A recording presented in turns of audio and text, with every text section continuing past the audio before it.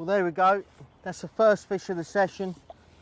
I'm just doing the introduction a little bit different today. I'm here on Bungalow Lake at Gold Valley to go over a little bit of old ground. An issue or two ago, we did try to cover the dobbin rig, which is a method that not only works very well here at Gold Valley, but on all commercials when the weather is good. In the past, when I tried to show you this method, the weather just turned against us and we didn't actually catch on it. It's the ideal opportunity now the weather is in the 30s to show you how effective and how exactly I go about doing this method. You can see there if it will behave itself. That's our first fish, a decent sized mirror carp. I'm going to put that in the net and show you more in depth and talk more in depth about the dobbin tactic. Well, like I've already said, we're here on Bungalow Lake at Gold Valley to show you exactly how I go about dobbing these fish.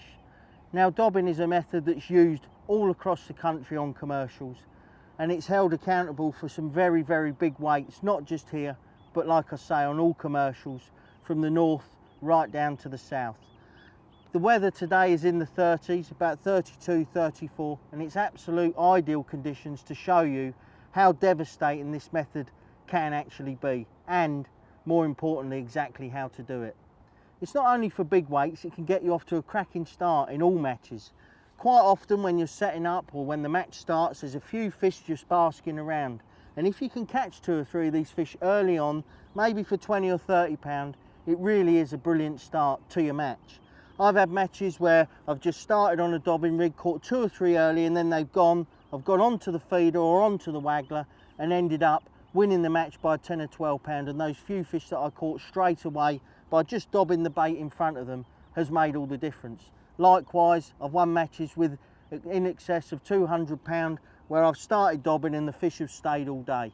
And it really is a fantastic way to build a big weight, as most of the fish on the surface are those bigger carp, the edge dwellers, but it's too hot for those edge dwellers to be in close, so they're out cruising around. Now, what is dobbing? Basically, you're looking for fish. You'll be standing up, spotting the fish, maybe even if you're on a lot of fish, picking out the bigger ones and just swinging your rig towards them in front of their nose, a little plop with a nice big bit of meat, and they're going to come to it and take it. So basically you're not feeding at all, but it does go right back to the roots of fishing. It really does show up your watercraft, and it's really you against the fish. You're not feeding, you're just trying to target the fish. Like I say, standing up can be vitally important to spot the fish, especially if it's white water. A lot of people do use Polaroids. I can't get on with them myself, but a lot of top anglers do use the Polaroids to help you spot the fish. As far as the rig is concerned, it's quite simple. I've got a quick stop on a hair. Again, why hair rig and why not on the hook? It's quite simple. When you're swinging towards these fish, you can miss an odd bite, and if you hook it on the hook, your bait quite often just comes off. A nice hair rigged bit of the old ghost sausage definitely stays on a lot more. If you miss a bite, you can swing it straight back in front of the same fish and quite often catch it. If your meat comes off, by the time you've come in, rebaited, gone back out, that fish can be gone. Like I say, I've got a quick stop on a size 12 Teflon coated super specialist. It's quite a small size 12. It's the hook that I use quite a lot in the winter for my ledger fishing. The line 022. Again, very strong. These fish are going to pull and you can catch big weights. The float is a Carper 4 from Drennan. As you can see, nice strong, nice short float. It's all in proportion. We're only fishing a foot deep and all the shot is underneath the float. Now, you might ask why I'm fishing about a foot deep when these fish that we're targeting are right on the surface, and it's quite simple. I want to keep the shot and the float away from the splash of the bait. It's the splash of the bait I'm looking to get right near the fish's nose, and that's what they're going to take. I don't want them to be distracted by the noise of the float, and if it's 4 or 5 inches above the hook bait, that is what can happen. Like I say, I've got a CTK5 top, which is the strong purple hydro with a puller bung in the bottom, and as you can see, a nice thick bore. Again, we're fishing for big fish, we're fishing for big weights, we're fishing for a big weight quick, and you do need the gear to suit. I've got another rig identical. Breakages can occur, especially if you're catching big fish, and like I say, the hook bait Old Ghost sausage. I've got some normal meat with me, but the yellow and red Old Ghost sausage really has accounted for a lot of fish when fishing like this. It's nice and bright, it's nice and heavy, you can swing it towards the fish, and like I say, it's absolutely perfect for the job. Obviously I am sponsored by Old Ghost, but it really is a fantastic bait for this kind of fishing. The way I put it on the hook is quite simple. Just cut just under 1 centimetre of the sausage off, and you can see you're left with a bit of a disc, and then just cut it in half and in half again to create 4 pieces. I just dropped 1 piece there. And what is very good when you prepare the bait like this is you're left with 3 flat sides, and when you're swinging and it's landing, not only does it create a slightly bigger splash, but it will just sink that little bit slower. It really is a fantastic hook bait. The red one or the yellow one, which is the bloodworm and the sweet corn, for this kind of fishing is definitely my #1 choice. I'm just going to show you now how I put a piece on the hair. As I said earlier, I'm using a quick stop. So the quick stop just goes on to the baiting needle, and there's the piece of meat that we've already prepared. It goes on to the hair, turn it round, and you can see there. Now not only is that bait very bright, it's tough, and also, like I say, it's got those 3 flat sides that when it lands it's just going to sink that little bit slower. Like I say, the red and the yellow is definitely my favourite, and the yellow one I've had the most success on when fishing like this. And that can be swung at a few fish. There's a few out here now. I think we should get one pretty quick when we go out there. But again, it's just about being patient. You're not looking to catch hundreds and hundreds of fish. I can see a big one coming towards us now, and like I say, there's a few fish out there. So this is going to be swung out, and I'm looking to land that bait right in front of the fish's mouth, and basically that fish will turn and have the bait within a matter of seconds. There's a real big carp here. I can't resist it, so I'm going to go in and try and get him.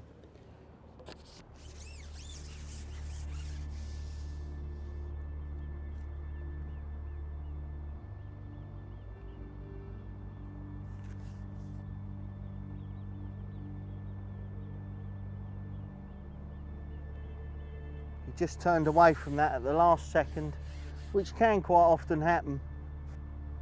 A little bit of a swirl.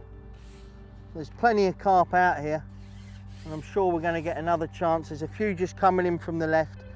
A lot of people when they're fishing like this, when they're dobbing, are quite afraid to stand up. But if you can stand up, nice white shirt on, so nothing too bright, and these fish, very, very easy to spot. I can see one there. There's a couple in front of us. I'm going to have a swing for this one that's coming towards us. Looks a nice big common.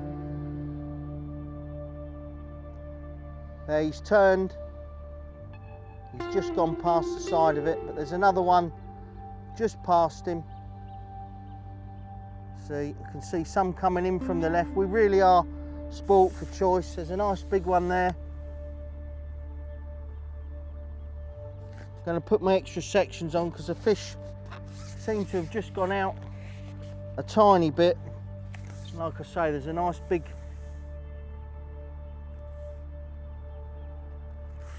there was a bite there then. You see I've struck, but the meat's still on. Another bite then. When these fish come and they turn on the bait, quite often you can get an odd liner, and it really is a case of just trying to spot the fish, drop it in front of it, the float flies under, and when you strike you can miss a few, especially when it's still like this. See one there, there you go, and we've had him straight away. That really is a perfect example of how to catch a fish dobbing.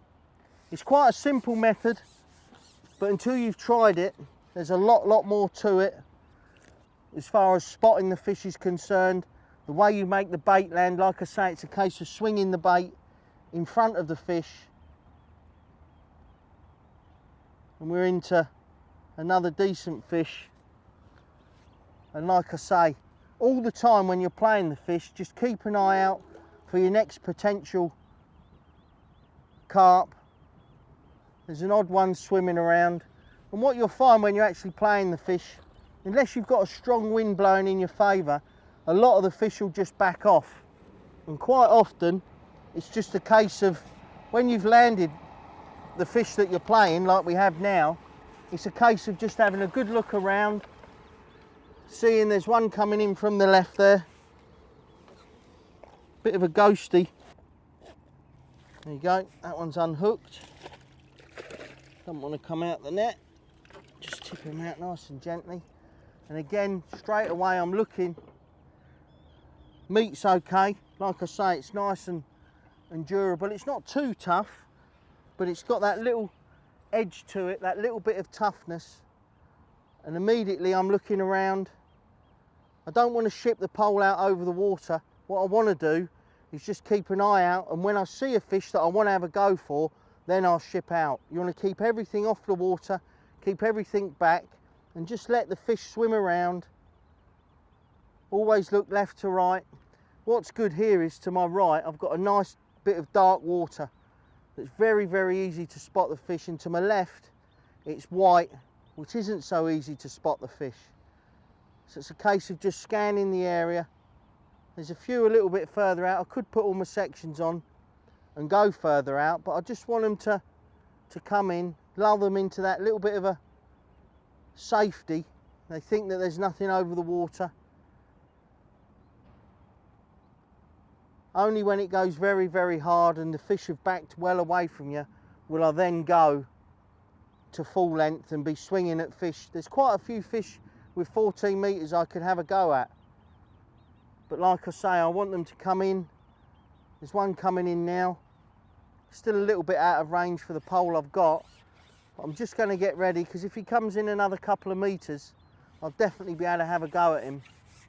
He's almost within range. It's a case of just... There we go, that's absolutely bang on him. And he's just turned away at the last minute. Might be able to have another go. He's definitely having a look.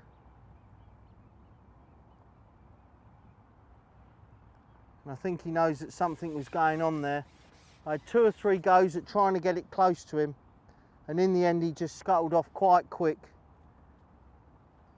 There's quite a few fish now to my left that are just starting to come in, and I think in a minute we'll definitely have another chance at... There's one just there. There. That is a perfect example. Just looking for fish all the time, standing up, spotting the fish, and getting that swing of your bait absolutely bang on. You need to identify the head end of the fish and really be targeting that, really looking closely. And if you get that swing right with a nice bright hook bait, like I say, you can really put a weight of fish together quick. And it's not just a way of winning the match, but it's also a fantastic way of getting off to a real good start to the match. When these fish are in numbers, there you go, there's another one. What is a very good tip when you're actually dobbing is to, if you've got the choice, is not to look for single fish. If you can find 2, 3 or 4 fish swimming together, now they're the ones that are really going to have a go. And the reason for this is that they're going to be competing. If there's 3 or 4 swimming in a nice tight bunch together and a bit of bait lands, there's a bit of noise, they're going to want to get to it first. And you're almost certainly going to hook one. Like then, there was 3 swimming together, dobbed it in front of them, and they all sped up. They all knew that something had just hit the surface, potential meal had hit the surface, and they rushed towards it. You get a single fish, and it can be a little bit harder to actually catch. So it's always an idea, if you can, to look out for those 3 or 4 fish swimming together all the time when you're playing the fish, just looking. Another nice common.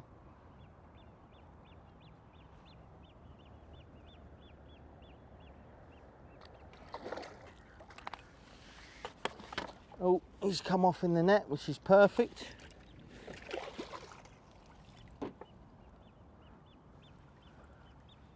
What a fantastic way of fishing. Like I say, definitely worth trying in these hot days on your commercials. You can always set up your other methods, your feeders, your leads, your waggler rods, your edge rigs. But quite often in a match you'll just be fishing, you can see a fish just come past. It's really worth just winding in quick or shipping your long pole back, having a dobbing rig with your bait already on and just having a go for these fish, because like I've said earlier, they are quite often the bigger fish in the lake. And 2 or 3 of these, you can see some coming in from the right now, 2 or 3 of these on top of what you can catch on your other methods can make all the difference.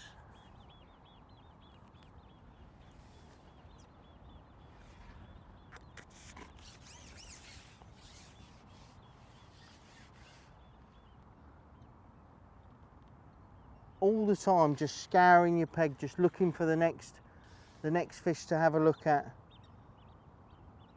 Trying to identify exactly what way it's swimming, where its head is.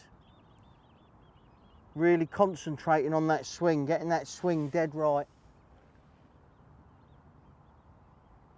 If you can do that, you're definitely going to get some bites from these fish.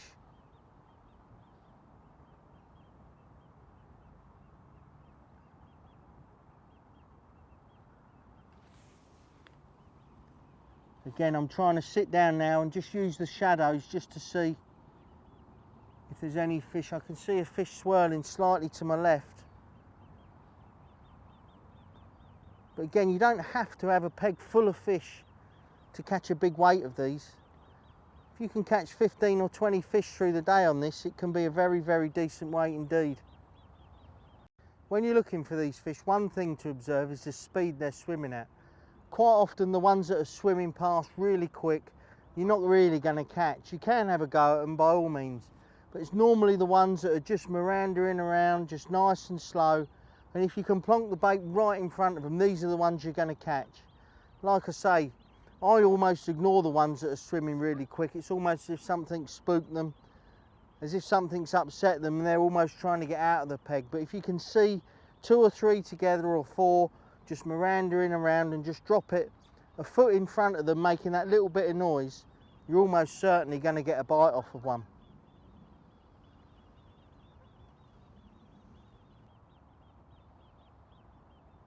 And the fact that you can actually see the fish, there's a decent fish here now, just coming within range.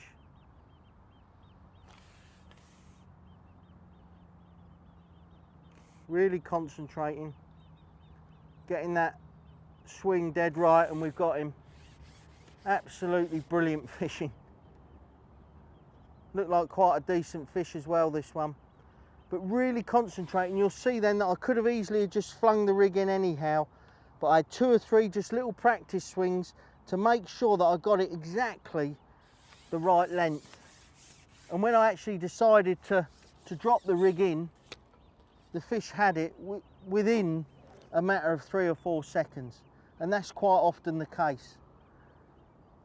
Real good tip just to have a few little practice swings above the water without actually letting your bait land. And once you think you've got it dead right in front of the fish, then actually drop the bait in.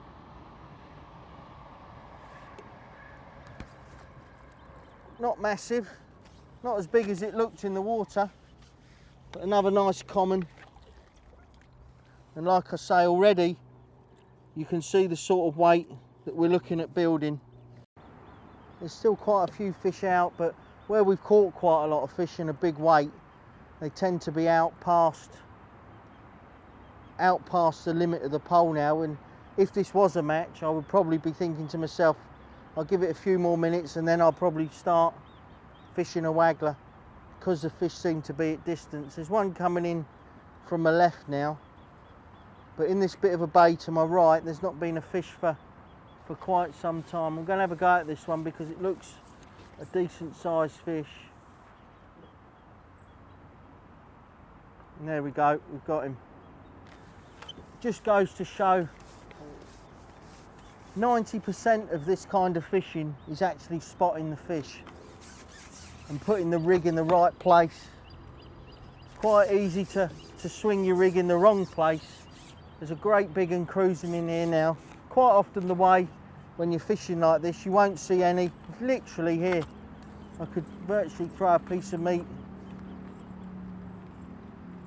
Unbelievable. Great big one, probably 10 or 12 pound at least. Right in the edge. It just goes to show that, like I said a minute ago, you can be catching nothing, have no signs of fish, and then all of a sudden you've got one on, and there's one in close. There's another one here now. The wind seems to have dropped a little bit, and there seems to be more fish. Well, there we are, we finished the session. Probably had close to 30 fish. Got a fair few in my net, and I did put a number of the last ones back. It's not unusual to catch all day like we ended up doing today. Sometimes you'll just catch a few at the start and the fish will go. We've had a bit of a breeze blowing in here on and off all day. Although the fishing's been better when the wind's died off a little bit, it's definitely seemed to have held a few fish in the corner, and like I say, we've managed to pick an odd one off all day. We've had fish in excess of 15 pound today, which again isn't uncommon when you're dobbing. Just a few extra pointers. Always take real care when you're spotting the fish. Have a few practice swings like you saw me doing earlier, and then swing it and let it land in front of the fish. Make sure you get it right. This is one of the most important things. Also, don't be afraid to stand up. A lot of people want to keep a low profile, and yes, that does help when you're fishing in close or the water's really clear and fish are hard to come by. When these fish are up and moving around, they're hungry, they're looking for food, and you need to be able to spot them. And being a bit higher by standing up is definitely an advantage. Now, it doesn't work for me, but also don't forget Polaroid glasses.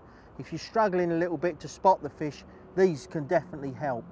Like I say, the Old Ghost bait sausage is very good. Normal meat does work well, but I'm convinced that the slightly tougher Old Ghost bait sausage and the brighter colour definitely gets you a few more bites. No need to fish light, heavy elastic, big hooks, heavy line. You're fishing for these big fish. All in all, a fantastic session today. The weather's been absolutely perfect, and I'm really glad that we decided this month to show you exactly how to use the dobbing rig. Well, here we are. I've got a few of the fish out that we've caught today. They're a bit frisky. You can see the size of some of them. I'm going to keep them covered over, but there's some massive fish there. Well in excess of 200 pound, including the ones that we put back. And it just goes to show what a devastating method that this dobbing is. You can see the size of the fish, and at times today, being a little bit greedy, I've also been able to pick the bigger ones out, especially when there's been 2 or 3 swimming together. They've caught an odd single fish, but most of these have been from a group of fish. All in all, a fantastic demonstration of what is becoming one of the dominant methods on commercial fisheries. Like I say, it's been a fantastic day. It's really hot. I'm going to get these fish back.